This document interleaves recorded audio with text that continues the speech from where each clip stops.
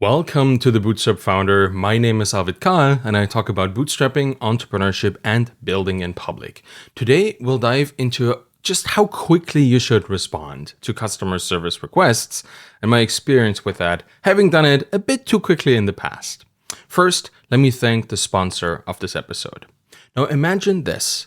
You're a founder who's built a solid SaaS product. You acquired so many customers, and the product is generating consistent monthly revenue. The problem is you're not growing for whatever reason, lack of focus or lack of skill or just plain lack of interest, and you feel stuck. What should you do?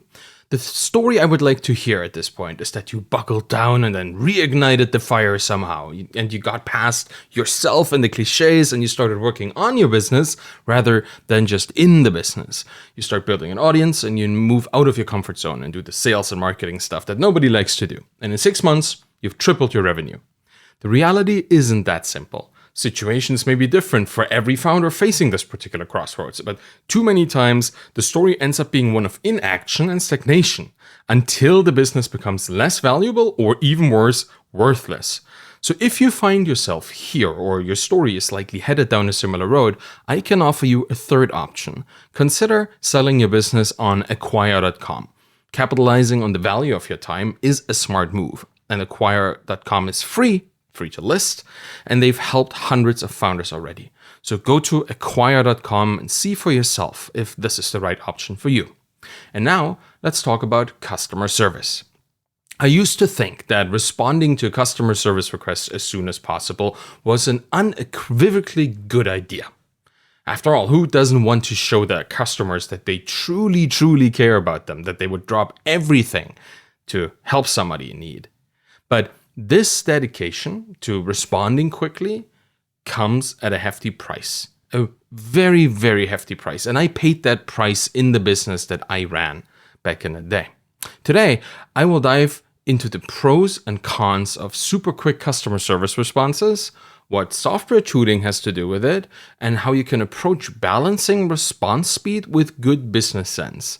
Because the balance between reacting quickly to customer service inquiries and dealing with this myriad of other business issues that you have to do as a founder, that isn't something that new founders think about much when they start. I certainly didn't. When I co-founded Feedback Panda, that must have been around 2017, and I was responsible for all the technical questions that our users submitted through email and our in-app chat widget, I quickly prided myself on getting my average response time during the day to under 30 seconds. Sometimes under 10 seconds. It was crazy. It became a game to me. How quickly can I turn the notification that I got on my phone into a message to the customer through their intercom or whatever they kind of use, a chat bubble or an email? I wanted to wow our customers and show them that they were my number one priority. And that worked. They were certainly surprised by it, and many times they told me that nobody had ever responded so quickly to them before when they talked to customer service. They felt special for being cared for with such urgency. At least most of the time, after I assured them that I was real. Because most customers who got this lightning fast reply thought that I was just a bot, because in their minds, nobody responds this quickly ever. And often I would have to prove that I was actually the founder of the business, which was also something people didn't expect. Nobody talks to the founder, right? They talk to some customer service agent. And in a way, my initial speed would cost me several minutes because I had to establish that I was the real deal all the time. It's ironic to think that had I waited a few minutes, people wouldn't have been so skeptical. It all boils down to expectations. And as much as I did more than what people expected, my actions looked fully automated. That's something a machine would do. And I'm a huge automation fan. I believe that good documentation and originating within that documentation, automated processes are central to building a valuable and sellable business. Yet I was doing all of this manually. I would drop whatever I was doing to serve the customer immediately. And it was a few months into building the business that I noticed that I had betrayed my actual priorities as a solo technical founder here. I was supposed to build the product, right? To stay in my flow state and work on these complex technical implementations that would deliver massively valuable features to every customer. But here I was jumping up from my code base to help a single customer figure out if they should be using their Facebook or Google or Twitter to log into our software. I deprioritized my high leverage impact on all customers to prioritize a single customer's problem, which often turned out to be pretty mundane, right? This is the Facebook Google thing is a pretty common example. I devalued my own time by not prioritizing the things that would improve everyone's experience. And sure, this can and does work when you're just starting out, when you're dealing with a very shaky prototype that breaks a lot, but you will quickly have to drop this once your customer base grows. And this is quote by Spock from Star Trek, The Wrath of Khan. The needs of the many outweigh the needs of the few.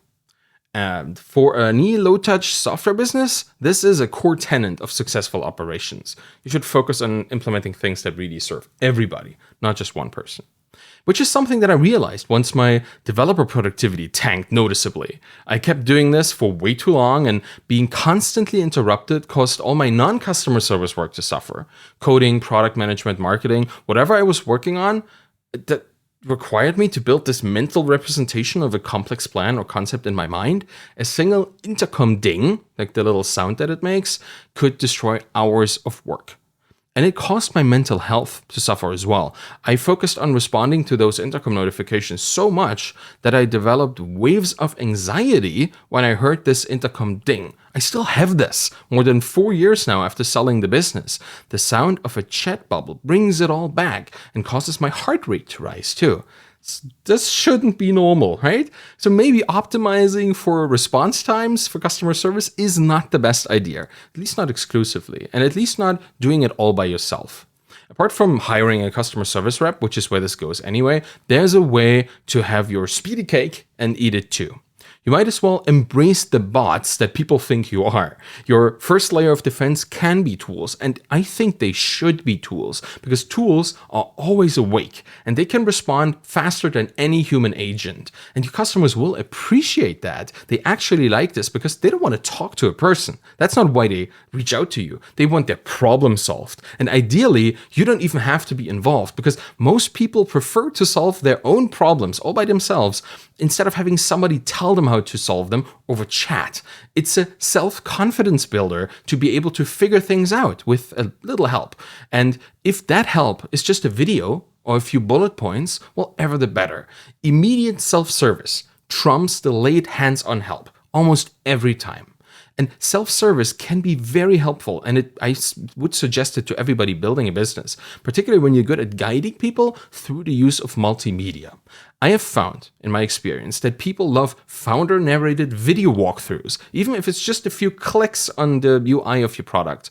A demonstration that's easy to follow is something that most people prefer to being hand-helped to success.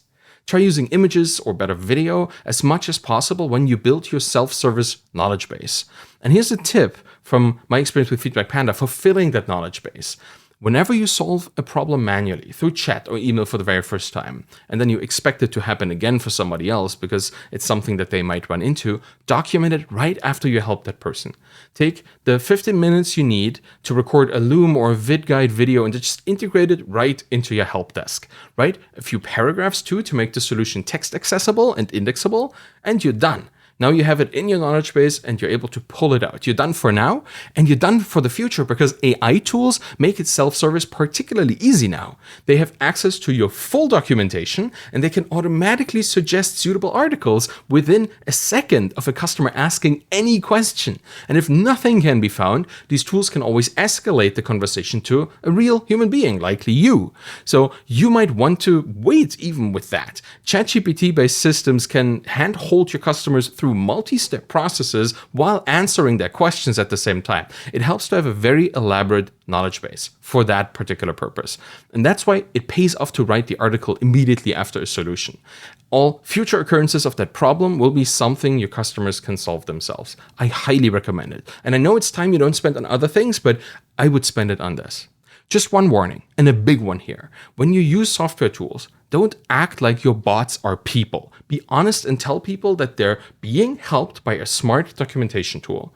The moment you lie to your customers about who they're talking to, you play with fire. People are smart, and they will never trust you or your business if you tell them that the obvious robot is a real boy. Don't do that. You don't need them to think your tools are people. Consider what your customers actually need when they reach out.